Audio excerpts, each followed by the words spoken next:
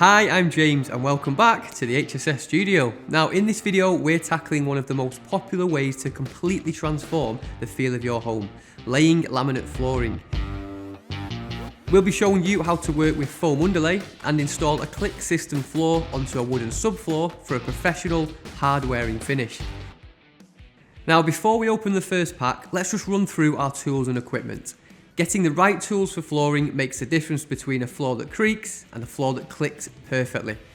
Everything here is available to buy or hire from HSS DIY via hss.com. Laminate flooring acclimatised in the room for 48 hours. Foam underlay to provide cushioning and sound reduction.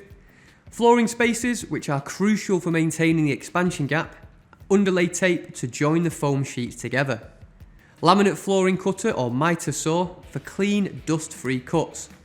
Jigsaw, which is essential for cutting around radiator pipes and door frames.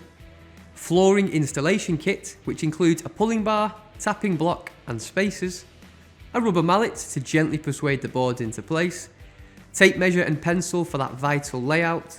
And a multi-tool, the pro secret for undercutting door architraves.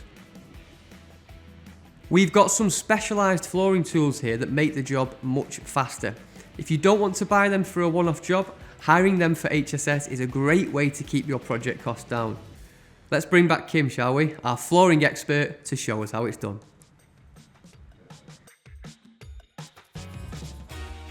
Step 1 is all about the invisible work.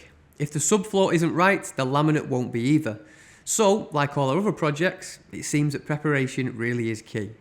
Kim, thank you so much for returning to the HSS studio. I didn't manage to scare you off last time. Nope, you certainly didn't. Perfect. Are there any checks that we need to do with the floor before we get started? Yes, absolutely. So we're going to do a subfloor check. Okay. So if you have a wooden floor, for example, we're going to make sure that all the wooden floor is screwed down and that's laid nice and flat and dry. Then we're going to move on to cleaning the subfloor. So we're going to get the hoover out and give it a good clean. Right, Kim. The floor's nice and tidy. We've put a few extra screws in to get rid of that creakiness. Yes. What's next?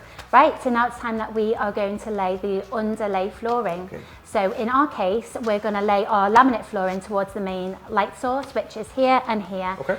That's what we're going to do, but it's down to personal preference. So because we're laying the flooring in this direction, we are going to lay the underlay in the adjacent direction, which is from this end of the room to this end of the room. Perfect. So, there we go. I'm going to just sit it underneath the gap and then we're going to roll it out. Yo.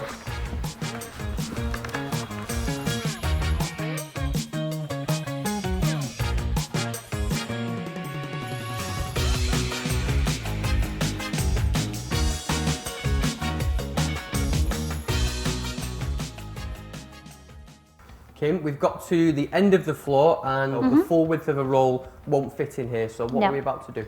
So we're going to cut it down to size so we can get it snug to the wall. Yep. And there's obviously several ways in which we can do this, but what we're going to do is we're going to unroll it. Okay. I'm going to push the underlay towards the wall like this, and we can trim it down to the size in which we need it.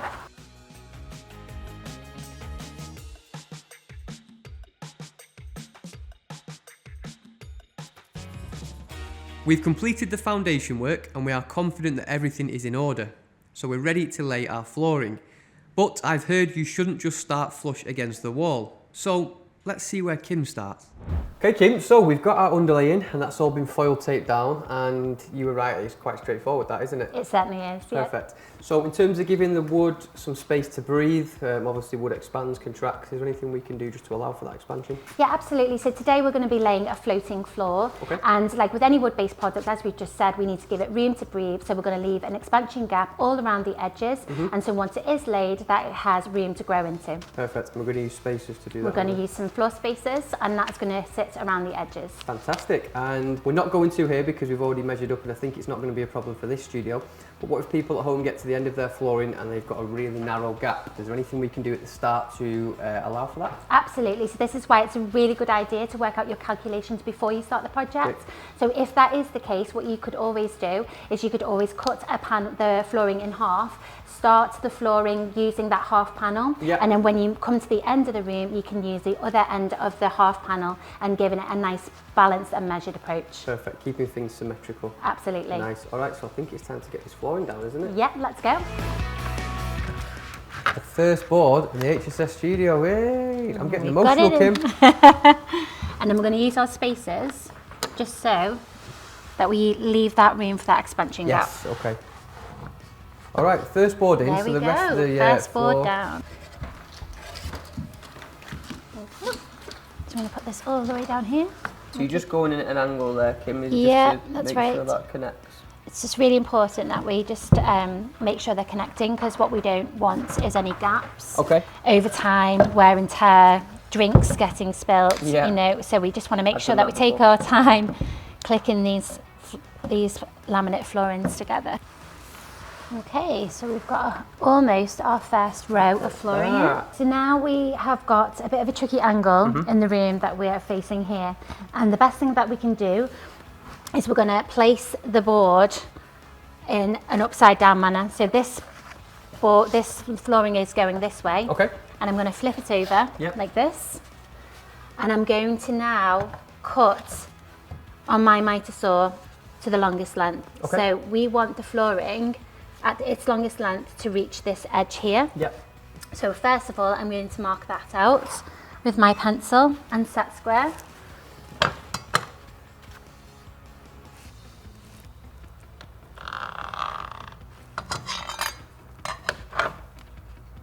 Okay. Yep. So now what we need to do is we need to cut this piece off. Okay. And then once we have this piece, we can work our angle out.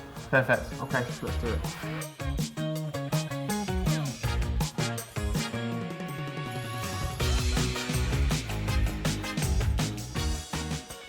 Okay, Kim, so we just need to find our angle for the cut, don't we, for this piece? Yep, we absolutely do. So now we've got our piece of flooring and it's measured to the longest length. Yep. So now what we're going to do is we're going to get our tape measure, and bearing in mind that we need to also leave an expansion gap on this side of the wall.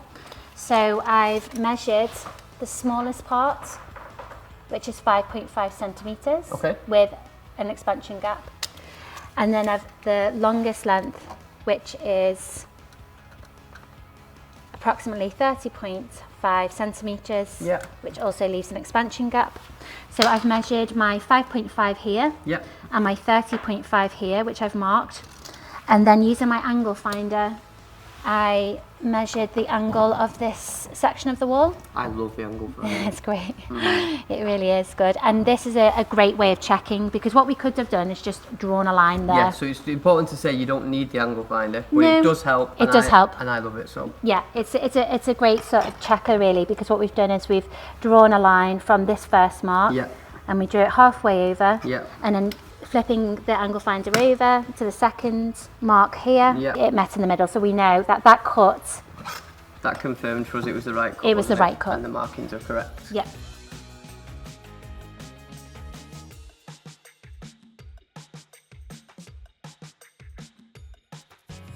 The first row is in, and it was great to see how we navigate an angled corner feature like the one we have in our studio. Now, how do we make sure the joints are strong and look like a real wood floor? Hey Kim, so this is our offcut from before, isn't it? We're not going to waste, we're going to use it to stagger the joints? Yeah, absolutely. So now what we're going to do is, again, using the expansion gap at the ends, we're going to join these two pieces of flooring together, just making sure that they click into place nicely here. That's it. And there we go. So we always want to make sure that there's no less than 30 centimetres between the staggered joints. Okay, and you think that's 30 centimetres, don't you? Absolutely. And I'm just going to double check that. Tell you what, Kim, you're the expert for a reason. So that's 34.5, so plenty of room. So good to go. That works, doesn't it? It does. Okay, let's keep going.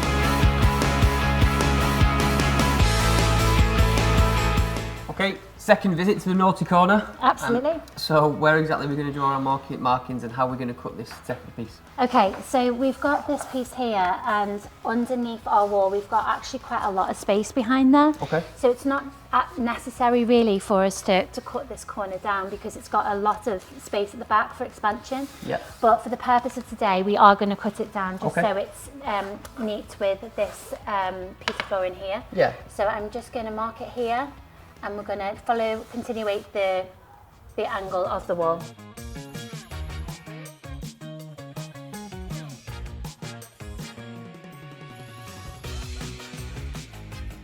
Four rows in, looking good. Yeah. Before we go too far, is there anything we can just make sure we double check before we carry on with the rest of the floor space? Yeah, definitely. It's definitely worth just taking a look, you know, because sometimes if you're using mallets, just check the joints, nothing's sort of come loose. Check the spaces are all intact around the parameter of the room. Yep. And then you're good to go. Perfect. Let's get this bolted. Yeah, let's go.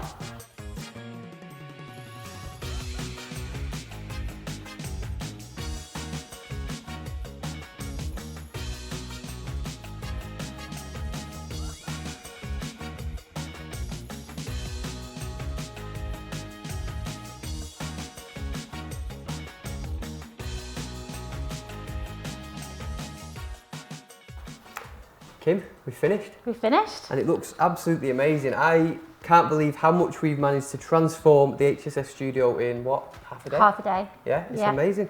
Just recapping, I think a takeaway for me especially, these very inexpensive but so effective just in tightening up those joints. Absolutely. And we made sure we sort of kept on that from the very beginning because, as we know, a small gap at the start can be a big gap by the time you finish. As always, you know, calculate your room from the start. Yes.